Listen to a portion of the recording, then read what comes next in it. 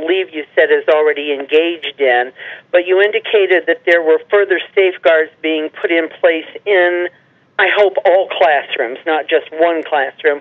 What would those further safeguards include? Good question, Bev. I want to go back to the original part of your question was, if our teacher does not fully comply with the restrictions placed on her by the Ohio Department of Education, she will be fired. She has up until June to comply with that. She has already began that work toward the end of getting the special training, and she's under the oversight of Mr. Comware, the principal, and myself. In answer to your second question, the safeguards in place, we have done a couple things, Bev, to help with that. Number one, we have restated the expectations at Miami Trace about how we treat children and how we treat others. And that has been given every year the first day that I am a superintendent on the day we return to school on a big screen. First thing we tell them, be careful and cautious how you interact with people. You can create a lifetime of goodwill or an eternity of resentment in one conversation. We sent out last week a mass email to all of our employees, engaging them with what opportunities they can have through the public school works, which Mr. Black, my assistant principal, can get them training on bullying prevention. He can get them training on the identification and reporting of child abuse. We have also talked about self-reporting, talk about peer as far as assisting and not tolerating that from your peers. We are not perfect, and our mission is to protect and educate our children. And in this case, as a whole, and we are a team. It's in our logo, it's in our belief system, it's in our values that we're a team. We fell a bit short. That's not going to happen again. Very good. Let's take another question, and then we'll do a little bit more overview for those folks who have just joined us. I am going to bring Ellen on the line. Ellen, are you with us? Yes, I am. Go ahead with your question. I guess my question is that, from our understanding, there has been kind of a order placed onto the school that they can't really discuss all of this, with the aide and the teacher. However, the person that I had thought was the student's father, which I'm guessing now is the mother's boyfriend. Is there anything that can be done to him, such as a gag order, that the school could possibly place on him so that he cannot continue to do these shows, in New York and in L.A., so that this just keeps spreading and making the school sound, that it's not doing its job? That's again, I appreciate that question. In fact, there is not something we can do. The mother did sign a non-disclosure. You note that she is not on those television shows because she did sign. That would be against the agreement. But the boyfriend of hers did not have to sign that. Now he has been he's self-identified as the father of this child, and that is not according to our records. Superintendent Roberts, for those folks who have joined since your opening, you gave a pretty good summation of the school's mission and sort of the process when something does go wrong. Can you run through that again for folks who have joined us? Yes. Our mission at Miami Trace is to protect and educate our children. That is, no matter what we do, we must first protect and then educate them. Anytime that we fall short in that mission, we need to act accordingly and quickly and remedy that situation. Very good. Let's go to Barbara next with a question. Barbara, are you live on the line with us? Yes. Go ahead with your question. Yes, I was wondering, I know I just joined, was the teacher out of the room when the aide had said this to the child? There were 4 days that the tapings occurred. On one of those days, during the time where we felt was the most horrific things that were said, our teacher was not in the room. Those are times when the aide whispered to the child very inappropriate things. The media kind of spliced those things together, making it appear that they were sitting either together or in close proximity, when in reality, there were times when they weren't even in the room together. The substitute teacher was across the room at times when things were being said to that little girl that should never have been said. So that teacher was not always in place. There were times, that 3 days that she was there, though, ma'am. And again, thanks everybody for joining. We do have time for some more questions. If you want to ask a question, press *3 on your telephone keypad, and you'll be entered into the queue to come live on the line. Superintendent Roberts, one of the questions I've heard, even since planning this call, is why do this call as opposed to more news media interviews? Can you speak to why you're choosing to do this tonight? I can, Matt. Our main purpose tonight is to explain and answer questions about the recent classroom incident involving our teacher, a teacher's aide, and a student with disabilities at the middle school. We decided that given the recent incomplete media coverage, it was important for us to connect directly with our people to share a more complete story. And I'm sure many people have questions, and I hope to be able to answer as many as I possibly can. But in wondering, people ask, why would you do this? Well, I have done over 95 minutes of television interviews recently, and only 30 seconds of what I've said actually appeared on the air. We felt that was very unfair to Miami-Trace and the people who have supported this district for years and have gained a trust and a respect for Miami-Trace and our excellent rating and the things we've tried to do to be a child-centered school district. That was very unfair by not our local media. I have respect for our radio and our Washington Courthouse Record Herald paper, but those outside assassinated us very quickly without careful scrutiny of what really went on. And that's unfair. Thank you. We're going to go to our next caller, and that is Lisa. Lisa, are you on the line with us? Lisa, are you with us? Yes. Lisa, go ahead with your question. I actually just have a comment. I just want to say that I have worked for Miami-Trace School. I've worked for the elementary, middle, and junior high. And at the high school, I've got 5 kids. 3 of those kids are graduated, 2 still to go. I have every confidence in Miami-Trace staff. They are a team. They teach the team. This is a one-time incident, and I believe they've handled it as well as they could. The main thing is protect the child. So, everybody kind of needs to just move on and see what we can do, look at the better sides.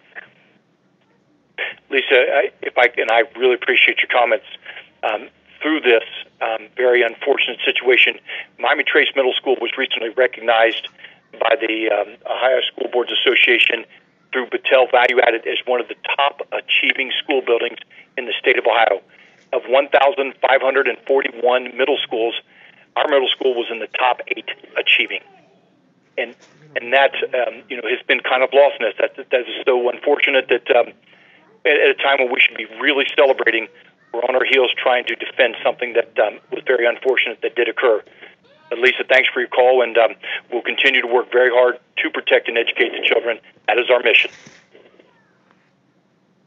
Thank you. We're going to go to another caller, Pamela. Pamela, are you live with us?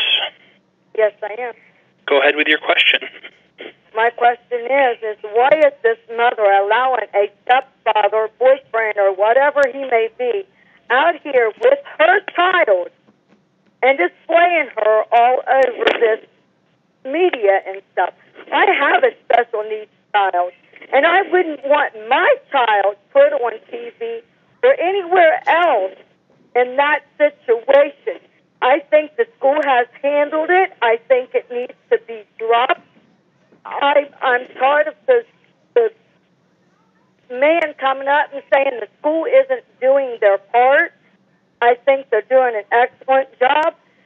Like I said, I have a special needs child. He's in the school building. If I have any problems, I go and talk to the person. I usually get my point across, and they help me understand what's going on and so on and so forth.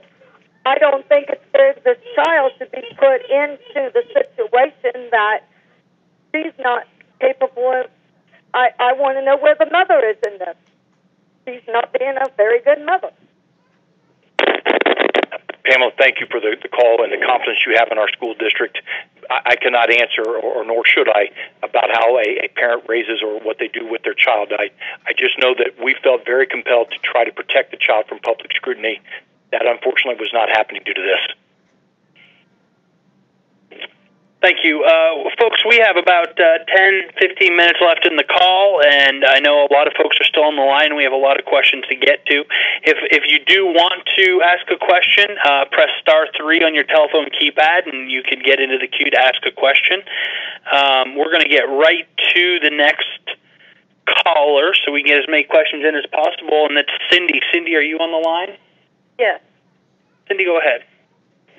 My question is twofold. One, I just wanted to clarify that the child who was put on the treadmill is in fact autistic, and is the use of the treadmill in the classroom going to continue?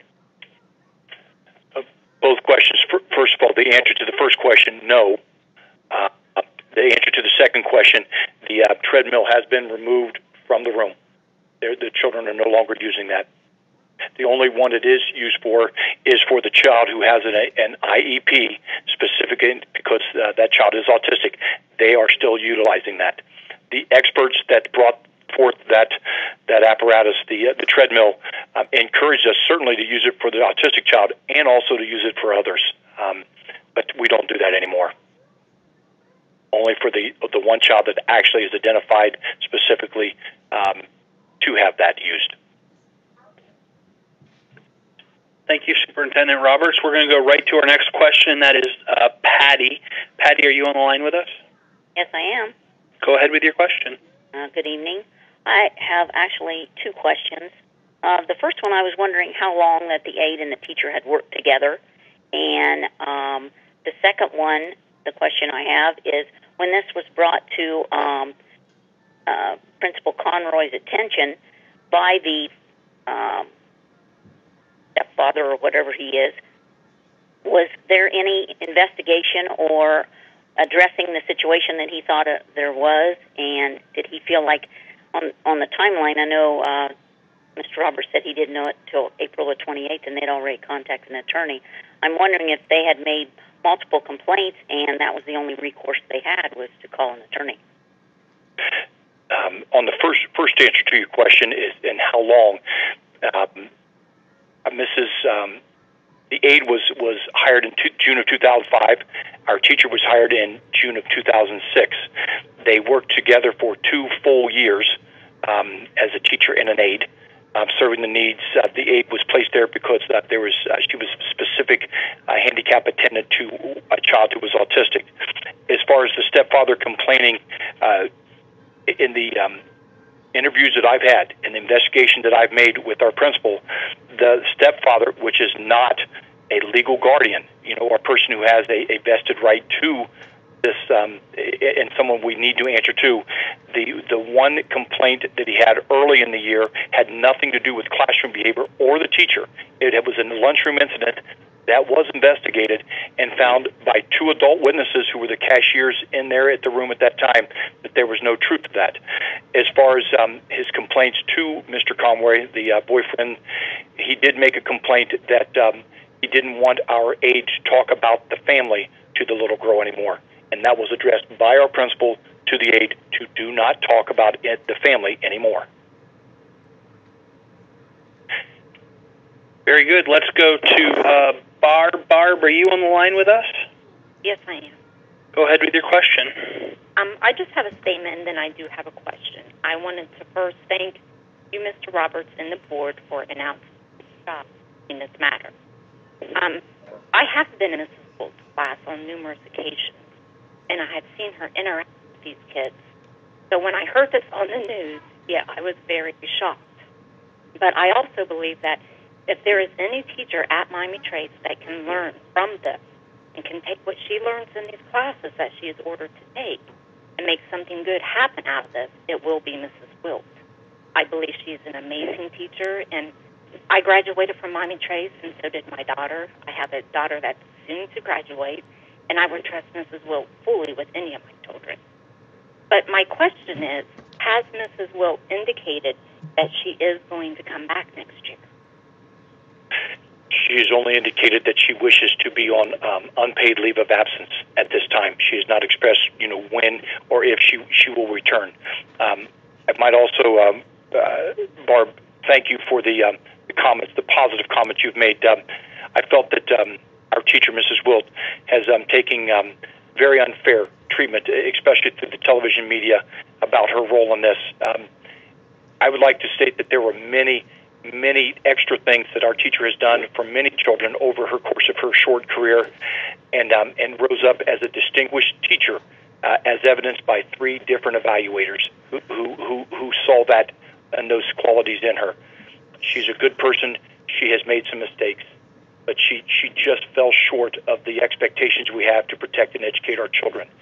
And being a Teacher of the Year, she knows her standard of excellence, and but I am sure that given the opportunity, she will come back and she will rise up to that level that she has always been at. Thank you. We have about 10 minutes left, and I want to encourage anybody who still wants to ask a question. We have a few more folks in the queue, but I always welcome more, so if you want to ask a question, press *3. I want to thank folks for staying with us for so long. We've had hundreds of folks on the line so far and continue to have that, and we'll continue to try and get to as many questions as possible. So next I am going to go to Bob. Bob, are you on the line with us? Yes, I am. Bob, go ahead. Okay, Superintendent Roberts, I have to commend you on the job that you've done with this situation. Retired educator. And my question was, when this occurred, when this situation occurred, was it in a general classroom setting or was it in a special needs classroom setting? And secondly, I am sure that one of the recommendations from the state board was sensitivity training for the instructors or persons involved. And is that going to be followed through with the entire staff of the school system? Or I know you had mentioned emails and so on and so forth, but is there going to be in-services should this type of occurrence ever go on again? Bob, thanks for your questions, and I hope you enjoyed a long and productive career as an educator and enjoying certainly your retirement. The location of where the incidents occur, we're in what we call a resource room, which is a different names over different years, Bob, but a resource room is specifically where students with disabilities taught. It was not in a regular classroom. As far as the Ohio Department of Education, they put some pretty strict restrictions and guidelines for what Mrs. Wilt has to do in order to keep her license.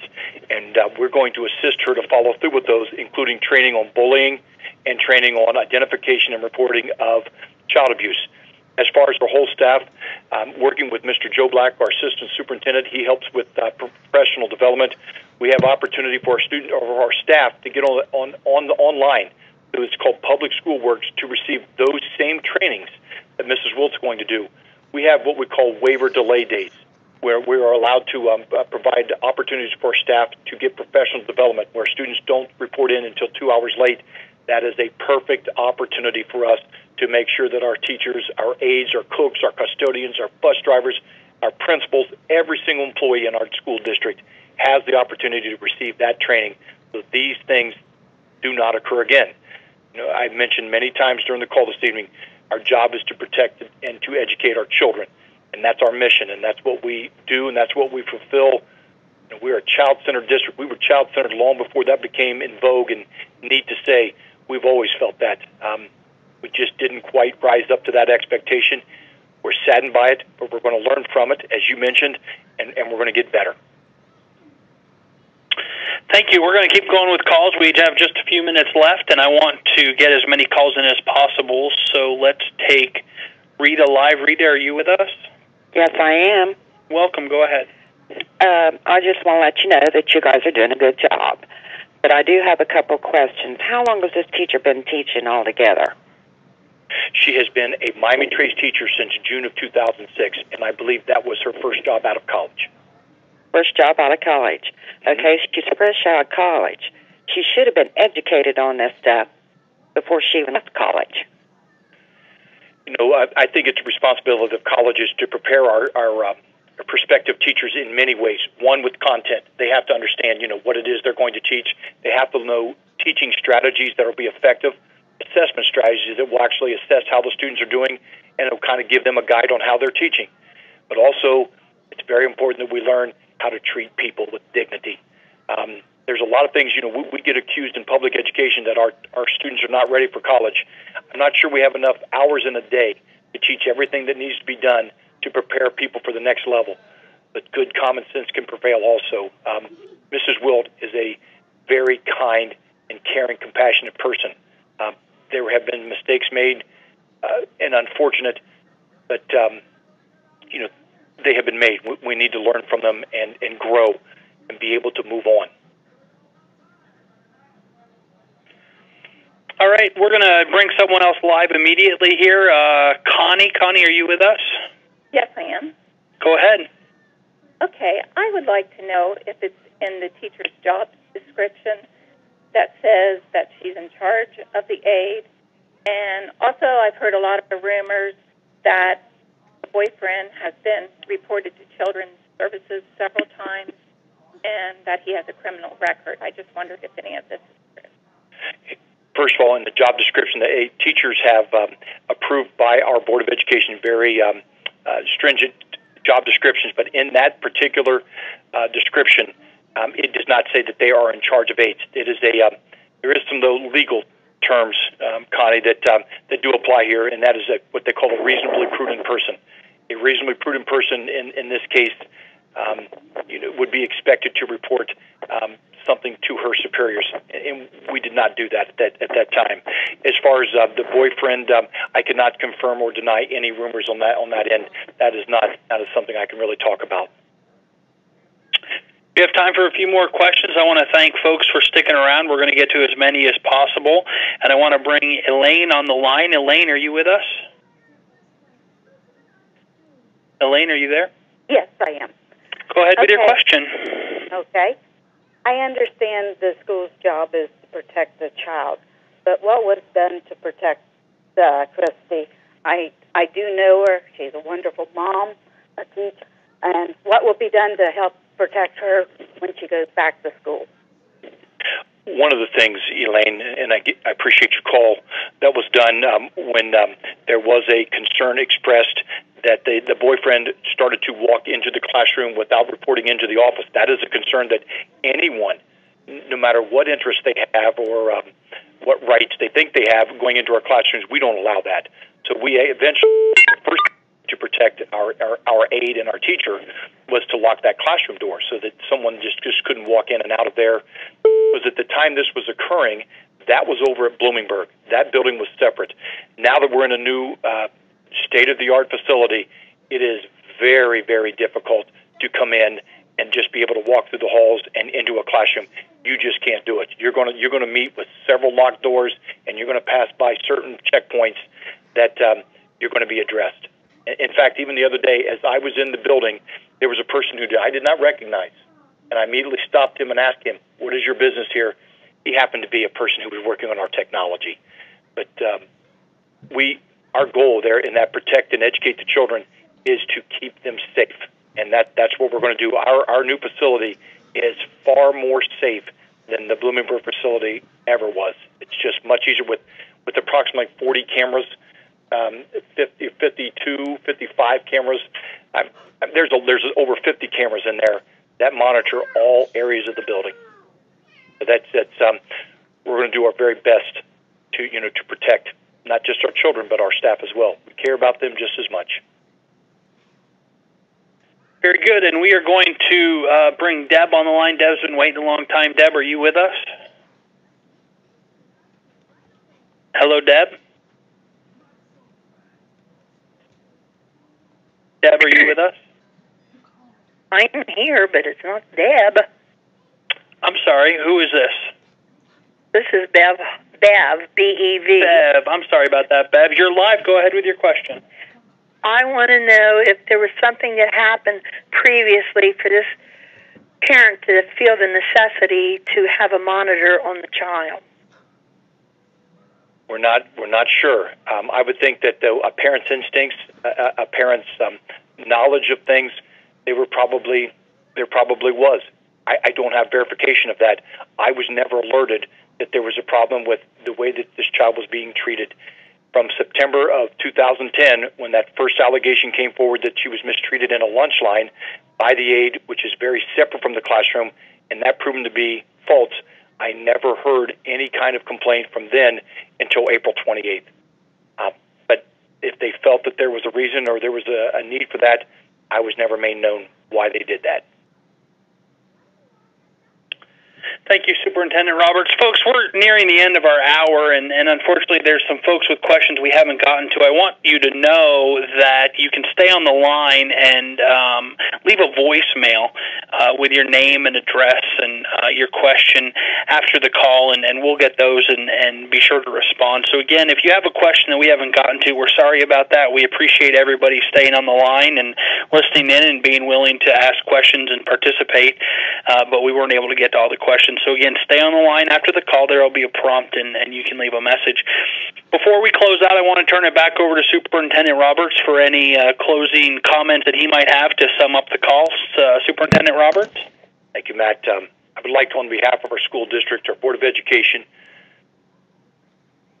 all of our employees, everyone who calls himself a Miami Trace Panther, I'd like to thank all who have listened. If you have more questions, please see me directly. I will try my very best to answer those questions. Miami Trace is an excellent school district for good reason, and we've earned that distinction for 3 years because we've worked very hard with children. We have a goal of regional educational prominence. That's to be the best school district in this part of the state of Ohio, and we're going to continue that work. We appreciate your support. We understand your concerns. We're going to work very hard to do our very best to help our children every day. Thanks again, and good evening. Thanks once again to everybody for participating. Thank you to Superintendent Dan Roberts for providing this information and answering all these questions. And again, I remind you that you can leave a message after the call by waiting for the prompt, and we will be sure to get back with you if you have some question. And again, I want to thank you for joining us on the Miami Trace School District Telephone Town Hall meeting and wish you all a good evening. Thank you.